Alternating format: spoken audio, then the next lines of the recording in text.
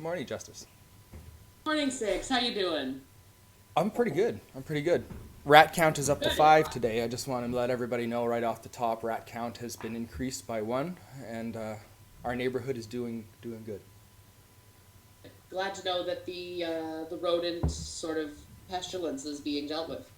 Um, I just got back home. I was on the highway yesterday, and that was great, man. I missed the 401, which is the strangest thing I think I've ever said. Given your experience on the 401, yeah. Oh yeah. So our audience doesn't know this, but like last year over the summer, driving down the 401, I had a bit of a Final Destination moment in that a ladder flew off the back of a pickup truck, landed on the highway right between my wheels, and I didn't die, so I think I won that galleons with Maybe fate. you didn't. Maybe So, this is just the parallel universe. oh no! In like 40 parallel universes, I'm dead, done, toast. There's no way. In most other ones, I just happen to be the very lucky one who survived. This morning, we have a guest who is like a longtime friend of mine. Pieter Van Hiel is a former journalist out in Hamilton, does writing now for D&D style RPG sort of role-playing games. He'll explain more in depth. And I'm actually really excited. This is going to be kind of a different one. I like talking with people who are from out of town. But before we get to that, I'm very excited about the video that I unearthed today. This is an old AVB video that didn't get like uploaded to YouTube. Wasn't shared around as much because this was done entirely by sort of the intern team on the AVB. And so it's made by kids. Nicholas Robinson and myself did this one. So Six. Made by kids. All right. Who is this? Who is this then, please? This is Skye Wallace. My apologies. This is a Skye Wallace performance. Skye Wallace is an artist out of Toronto. She's a phenomenal musician, and this was her record store day performance at Dr. Disc. Awesome. Ladies and gentlemen, Skye Wallace.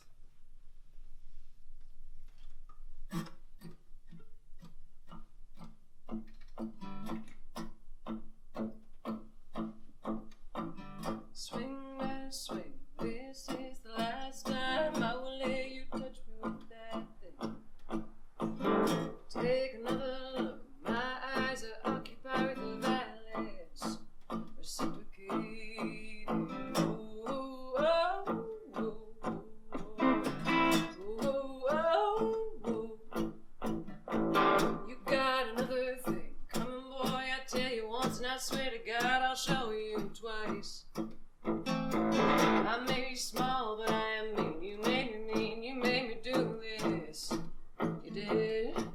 Oh, oh, oh, oh, oh, oh, oh, yeah. Oh, oh, oh, oh, oh. I'm cut, I'm clean, I struggle with this scene. I'll be as good to you as you were to me. There's death in these halls, I feel it in my spine. I'm not gonna take it this time. Gonna ruin your life like you ruined mine.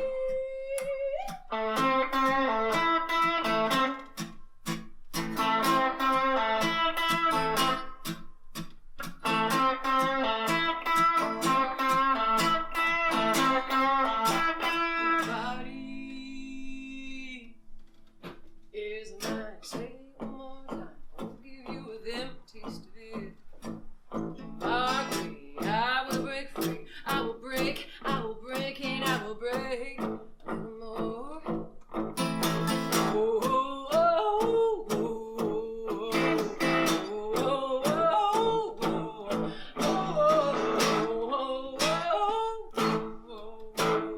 oh, oh, oh, I've got a choice, and I've been battered too many times. I know I may not see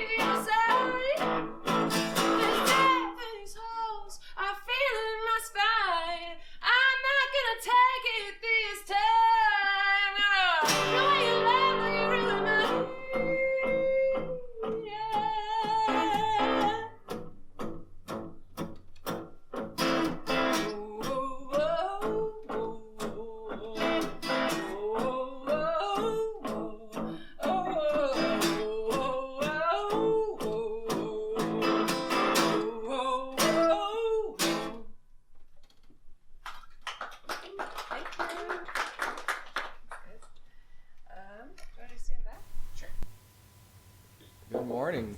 We are joined by Peter. How are you doing, sir?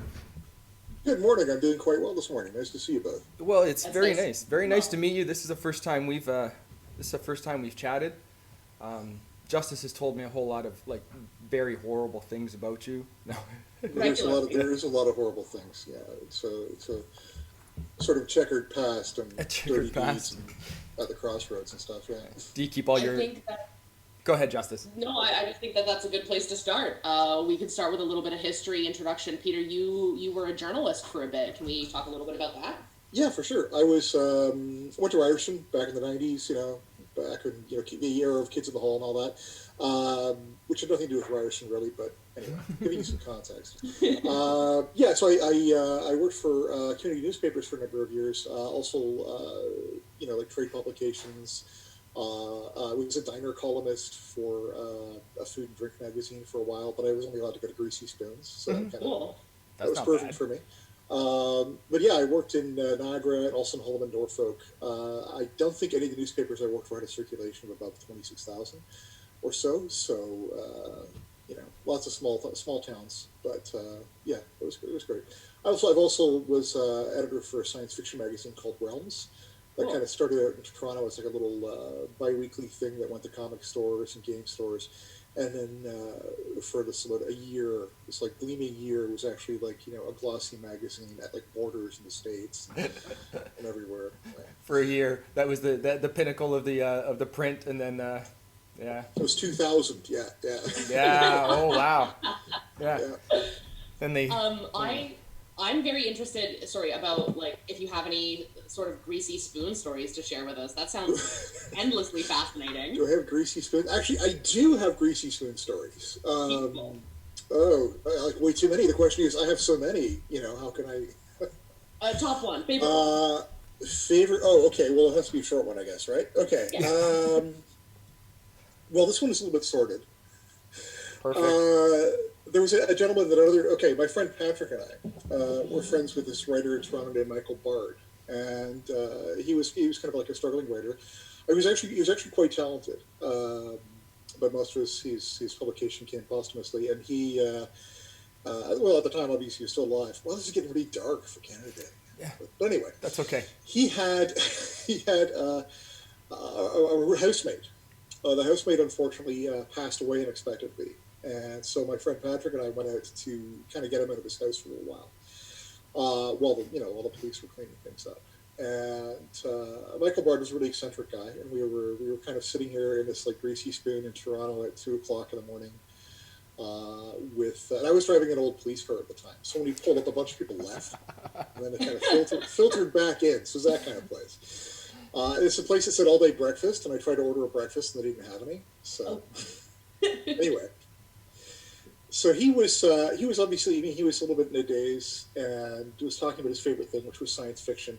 And he started talking about a whistling language from like some golden age science fiction that he had tried to learn. And so I want you to imagine it's like me and my friend, like I just looked like everybody's dad, my friend Patrick, who looked like a Gestapo agent in a big leather coat. And this odd little man who's sitting whistling at us. And kind of bouncing his head back and forth. Everybody in the diner is watching us. And then the front door opens, and this cop leans in and says, "Mr. Bard, you can go home now. The body's gone."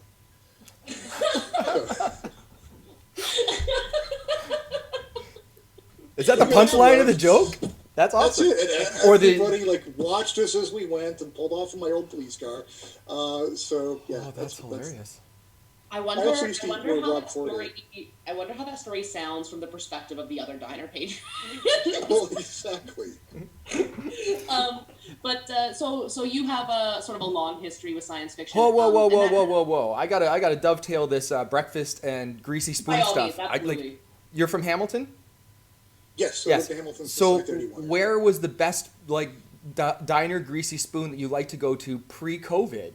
Like where was the place that you Pre-COVID. hit? Give a shout out. Well, you know what? There used to be a lot more like independent little places and holes in the wall. I used to love going to Christopher's, but that place has been closed for a few years. and was getting increasingly weird. But Yeah. so honestly, I have to say I just go to Wimpy's in downtown, which is Okay. 24 hours. Oh. So you still get, you can go there at 3 o'clock in the morning when the craving hits, and meet all kinds of interesting people. I would say though the best was Harvest Burger, which was there's now an A&W there. Well, I mean, Yeah. nothing. A&W is great, but All has right. nothing to do with the Harvest Burger. I went to breakfast at a Harvest Burger once. My friend Justin was with me, and he had the little trays, and somebody walked up and took his like chocolate milk or something and walked away, and he looked up and said, "Hey, that guy took my drink," and the waitress was like, "Welcome to Harvest Burger." So that was one of my favorites. Yeah, I used to Look go at there that. after. I used to work for a soup kitchen in Hamilton, and I'd go there at 1 o'clock in the morning and get jalapeno poppers, which is Oh. why I've got my robust physique today. When we were in Hamilton to do that, the one recording with the AVB a while ago, we went to a little breakfast place right next door or 2 doors down from This Ain't Hollywood. From in Hollywood, yes, we did. I don't know. remember what it was Okay. called. I don't know what it's called, but yeah, pretty good breakfast. They dealt with us I'm all going there. to say that, okay, so since I've lived here, I moved here when I was 7, 8 years old, so early 80s, a lot has changed in the last 5, 10 years. We've got a wave of people coming in from Yeah. Toronto. So on the one hand, you've got gentrification going on, which is not so cool, but on the other hand, it's the art scene has gotten really active again. And all sorts of places that have opened up, and I have to talk to my younger friends to find out where to go now. Yeah. So I can stop going to a chain. And you guys, I mean, speaking of Canada Day, and a big shout out to our legal marijuana, you guys have a plethora of shops up in Hamilton. So, if you're out in Hamilton, not only do you have some cool shops to go to, but there's some cool pot to go to, everybody. There we go. This is true, though a lot of them were closed. Yeah. So I think we just got the 2 official stores. Although, I'm sure there's other things out there. We have a few popping up, but I'm going to let Justice get back to her line of questioning. Absolutely. And, Oh, digress on the Thank you. wheel. I just know, when we introduced you, Peter, you didn't get to hear it. I introduced you as you write role-playing games. I compared them to Dungeons and Dragons, but I know that it's different and it's sort of a different system. Can you explain sort of what that is that you're up to and how that works? Yeah, absolutely. So for the last 20 years, I've been having a kind of a sideline gig writing role-playing game books for Sanguine Publications or Sanguine Games. Their focus is on, I'm going to say, funny animal games, which is to say, if you want to call them furry role-playing games, you can. They're not really, though. They're more like Disney's Robin Hood, Right. except with magic and gunpowder and stuff like that. But we also, the most recent thing I've had published is actually a republication of the Usagi Yojimbo role-playing game. I don't know if you guys know Usagi, but it's a Stan Sakai. Stan Sakai is the artist and author of that, and it's won some Eisner Awards, I believe. So we had that on a Kickstarter about a year ago. It did quite well. These are our flagship system is Iron Claw, and these are not they're not level based, so much or experience based. You kind of develop your skills to get better. And it's not as rigidly defined, like a fighter or a warrior or whatever. You're just out there kind of doing a sandbox kind of thing. We actually have a current Kickstarter right now for something called the Book of Corals, which is a sort of a Pirates of the Caribbean setting for our flagship game, Iron Claw. Cool. That's very interesting. I bought a game. I have it's sort of like a gangster noir sort of Jungle. setting. Yep. Sorry? That's Urban Jungle, I think. Yeah, that is. I Yeah, do. I have a copy of Urban Jungle. I've never played it because I don't have any friends who are nerdy enough to try to engage with my furry, not quite D&D role playing game. But that's very interesting. So you are that job kind of enabled you to work from home a little bit. A little bit. Unfortunately, I have a day job, which is a boring, but still a good job. I do information security work for TELUS for the last couple of years. And before that, I was a tech writer for a couple of years. So I've actually been working from home since 2015. Wow. So quarantine wasn't too much of a shift for you. Not at first because it was winter time and I wasn't really going anywhere. But yeah, I go on tons of road trips and very social, and it's yeah. I mean, I'm in a very privileged position don't get me wrong, I have, a steady day job for a good company, and the free time to do these like weird hobbies and sideline riding and stuff. But yeah, I do feel like I've been. It feels like it's like a really long hot winter, and I'm not going anywhere. Yeah. You're feeling like like kind of like me. Like this chair has become just more than my little office. This is my little time travel chair, or my place travel chair. I get to hang out with people that I didn't know. But man, so much time is kind of now weirdly spent in this little tiny office space, getting out of this office space and not working on stuff that I was working on, kind of before. It's a little bit odd. Absolutely. So I have a question. Sorry, Justice, I'm going to jump in. But no, it's okay. Have you seen any sort of rise with the like kind of online gaming and or Zoom kind of online gaming during this? Has there been an uptick in any of that? Has anything kind of changed in the gaming community that you've been seeing? Absolutely. The Wizards of the Coast, the guys who D&D, actually have they've kind of upped their game with their online tools they have for online play. I mean, I think these tools probably existed before, but they're really like putting a focus on, okay, this is like we're quarantine ready. You can go online. You've got maps. You've got miniatures. Whatever you need here. And definitely like Discord channels that I follow. There's been a lot of people like silly hosting games and doing games.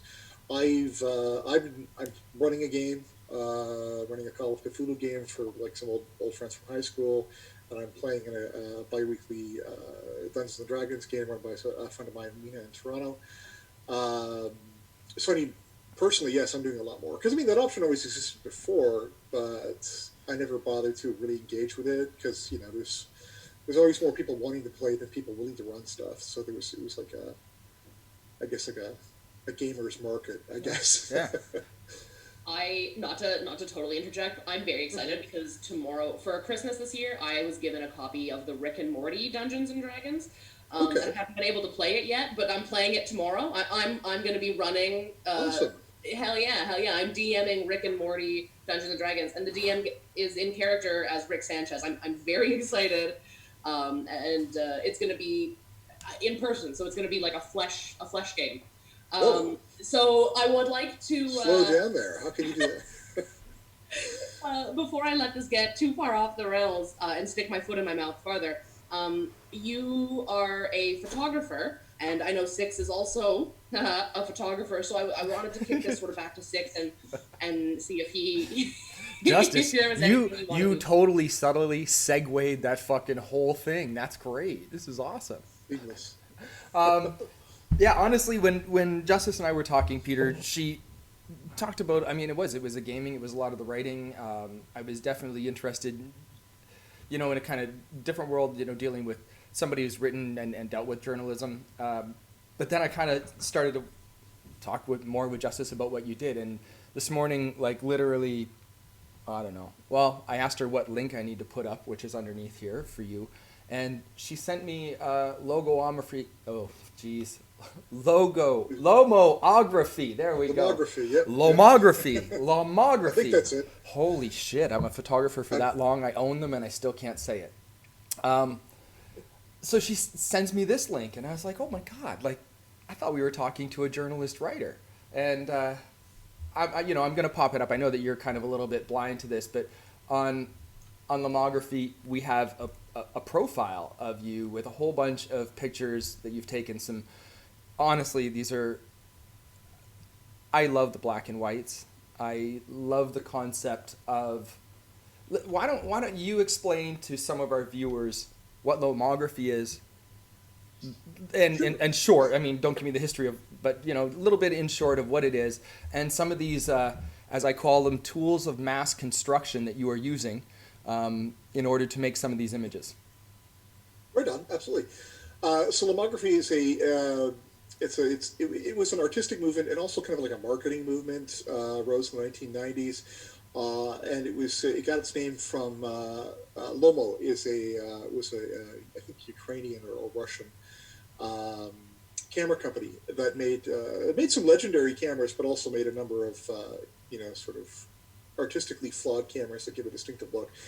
And they started this photo movement where, the idea wasn't to be dependent upon the quality of the lens or the camera, but just like shoot in the moment, take what you saw. And I mean, that aspect to it still exists, because I do shoot like that sometimes, a lot of the time, in fact. But now it's sort of also become a place where people who are still doing film photography sort of gather and share their photos out. So you will get a lot of people like using like a little plastic toy camera or something, like a Holga or a Diana, or like a literal plastic Mickey Mouse camera that they got in a cereal box. But then there's other people like old pro photographers using some of the gear they had, or people like me who kind of got into it a little bit later. I mean, I was obviously, always doing photography as a reporter in small towns. You have to do all the writing, you have to do all the photography. I kind of got into it because I had to provide myself with my own DSLR camera for one of my reporting gigs. And I was doing the research and discovered that instead of buying like lens kits so I had a Sony. Instead of buying lens kits, like new Sony lens kits, you can just go out and get, go to the, pardon me, what do you call them? Value Village. Thrift store. Yeah, go to a thrift store and you can get like a full set of lenses for like $30 because somebody was clearing out Grandpa's closet, and you figure, hey, these aren't digital, so, but they're all like autofocus, everything still works. And that kind of got into a larger love of doing when I took the leap to do developing at home. But one thing that actually, this is sort of like how I kind of express my artistic side and kind of record things. I actually prefer to record things in film than on my phone or whatever. One of the things I've been doing during the pandemic is because the sort of the inside world, like the inner world, is sort of looming a lot larger. Is when I go outside and take film photos, I'm using this little Kiev 30M sub-miniature camera, which uses... Hang on, hold that up. I'm going to give everybody just a little bit more of a screen view of this thing. But there we go. That might be blurry there. So this is like about the size of like a small pack of cigarettes, a little bit smaller actually. And I load this with motion picture film, like 16 millimeter. Yep. And I process it in a completely wrong way, but I still get results. And they get these little tiny, pinky thumbnail size negatives. They're all scratched and banged up. And that's kind of like the view of the outside world now, it's kind of diminished in importance. And then when I'm shooting film inside, I'm using another Kiev, the 6C, which is like a medium format camera that's like weighs as much as a dog. And yeah. Possibly an orphan. So it's an old medium format camera that shoots like not a rangefinder. It shoots like an SLR. I wish I had mine sitting right here, but I shoot a Pentax 6.7. So that was one of my first big cameras that I had. We share Minolta SRT 101. I have a few other box brownie, mini brownies, things here. I think that this idea, I've got your kind of pandemic album kind of up there, and there's a scratchy photo of a woman kind of in a doorway. As I scroll down, these are just some pretty awesome photos, but I liked how you said you were taking,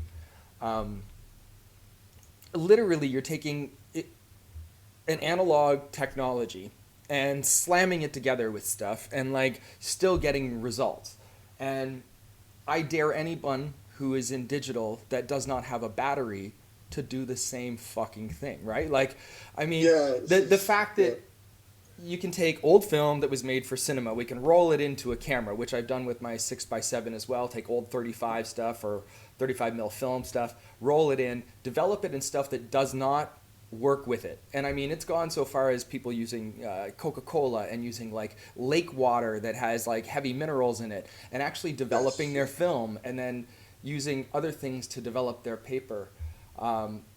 It's lomography. I have a couple of Holgas. I've got old Polaroids, but this kind of shift back away from digital, which I'm not even saying it's a back away because I've been shooting for 25 plus years.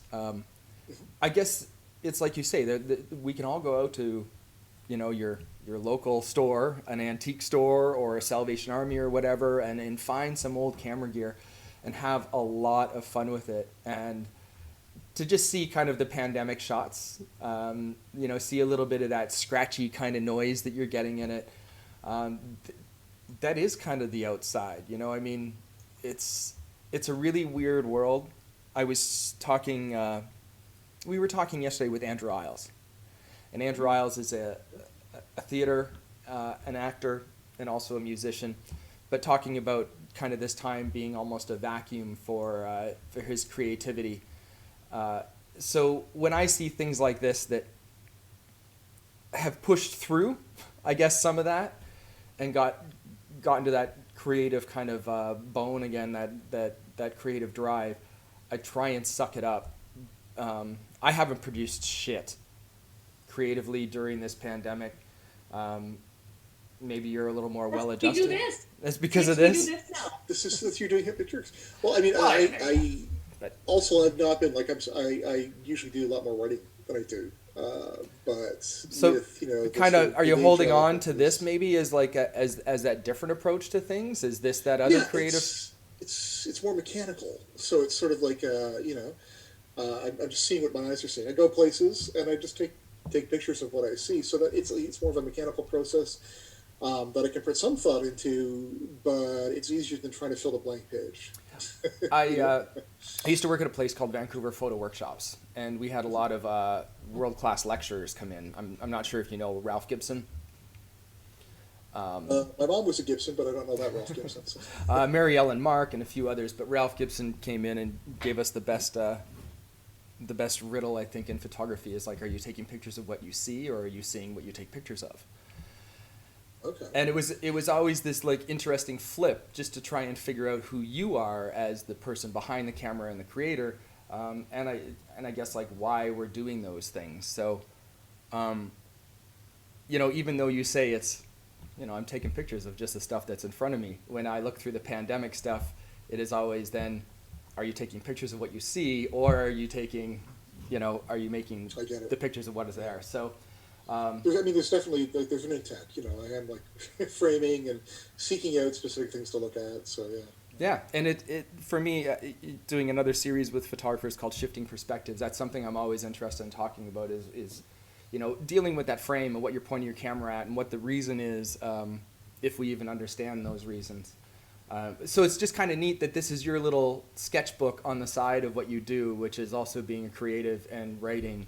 And making a living at it, and again, hats off to the day job that some of us have, and we can do these sorts of things. So it's awesome to kind of see that really your creativity hasn't stopped. You seem to be kind of pretty on the ball and happy and well adjusted. Before I pretend. I pretend. Before we go into the final question, there's a screen here, that's. Justice, before I kind of go into the final question, is there anything you want to add and talk with Pieter about? I mean, I know I realize I'm railroaded this into a photography talk, but no, it's okay. But I'm happy to have I like listening to photo nerds talk about photos because it's nothing. I have not my bag. Yeah. But writing is my sort of I get that a little better. So I'd like to kind of ask you, Pieter, if you have any kind of maybe advice, like writing advice for folks who are struggling during quarantine and that creative vacuum. It's I think in most cases it's better to just set yourself like a minimum amount of things you want to get done in a day, and it's more important to get the words out on the page than it is sometimes to plan ahead. So even if you've just got an impression or a flash of something or a scene, even if you don't know how the scene is set up or what leads to it or what comes from the scene, like a memorable vignette or something, get that on the page, and then you can kind of work around that and figure out what caused that vignette to happen. It was what's the name? C.S. Lewis says that the whole Chronicles of Narnia, he had a dream about a lion, and that's it. And that's where that all came from, because you just start working back and forth. And I mean that was what I do writing newspaper articles as well, as I would often just start with the key quote with a couple of statements around it, and then I would just fill in the rest of the story. Right on. Thank you, Pieter. Six, do you want to lead us out with your final question? Yeah. Yeah, I've been doing some geeky stuff, listening to a lot of podcasts, and some of the stuff comes from Creative Live, which I'm not sure if you're familiar with, but they do some online streaming and classes. And they've shifted a lot into the inspirational talks and a lot of self-help through this. So there's been a lot of things that have kind of come up through this that I've been listening to, with little things through the day that kind of, I guess, self-affirmations or kind of help you feel a little bit better. Is there anything sort of positively you're doing on a daily basis to shift or change kind of some of the way that things are going externally and pushing yourself positive internally? That's a good question, because now I have to think. We have like a lot of people. Okay, so I have two teenage kids, and they're both lovely. So I've been spending more time with them, perforce, but enjoying it. Like I've been running games for them, and I've been looking forward to watching cartoons in the evening. Like I've been watching Kipo and the Age of Wonder Beasts. I mean, that's sort of like a passive media consumption, I guess. But it's also, I know my kids are going to remember this period in their lives when they were essentially barred from seeing any of their friends, and they were forced to sort of socialize with their parents. But they seem to be having fun, so that's always good. So I look forward to the evenings when I can do that. That's awesome, man. I've been building lots of forts with my daughters too, and doing stupid, silly things and skateboarding and falling on my ass. And I guess that is the one good thing that I kind of, that I'm pulling away on a daily basis. Justice and I have 3 points, right? Justice, we have talked about this. Have you been grateful for somebody? Have you helped somebody? And have you told somebody you love them? And, a lot of times those are pretty easy things to get through in your day. And thank you for spending time. I appreciate you giving us some of your perspective on writing and your photography. Thank you, Justice, for introducing us. I do appreciate it, because we're going to continue on, I'm sure, chatting a little bit. But for everybody else that is out there, it's Canada Day, so go out, enjoy responsibly, be smart, and social distance, and do what you've been doing for the last 4 months. Unlearn some of the history you've learned, relearn the stuff that actually happened in our country, be proud of where you've come from, but understand we were kind of jerks too. We were kind of jerks too. So happy Canada Day to all of us. Get out there and learn about our past. Thank you, Peter, for spending time. And we will see you all tomorrow. Bye, guys. Thank you. Happy Canada Day.